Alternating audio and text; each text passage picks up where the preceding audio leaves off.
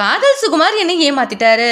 துணை நடிகை குமரல். காதல் சுகுமார் இவரு சின்ன சின்ன ரோல்ஸ்ல காமெடியனா தமிழ் சினிமாவுல நிறைய படங்கள் நடிச்சிருக்காரு. இவரு 2-3 படம் டைரக்ட் பண்ணதாவும் சொல்லப்படுது. அது மட்டும் இல்லாம ஒரு சில ஷார்ட் பிலிம்ஸ்லயும் நடிச்சிருக்காராம். அந்த மாதிரி ஷார்ட் பிலிம்ல நடிக்க போகும் பொழுதுதான் அங்க நடிக்க வந்த துணை நடிகை ஒருத்தவங்க கிட்ட நம்பர் வாங்கி பேச ஆரம்பிச்சிருக்காரு.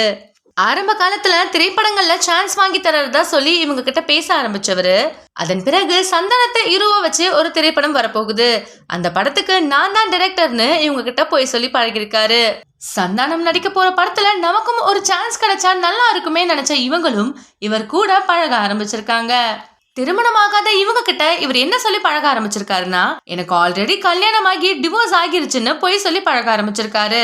அதன் பிறகு இந்த துணை நடிகையை யாருக்கும் தெரியாம மெட்டி மட்டும் மாத்தி தர்காவில போய் திருமணம் செஞ்சுக்கிட்டதா சொல்லப்படுது.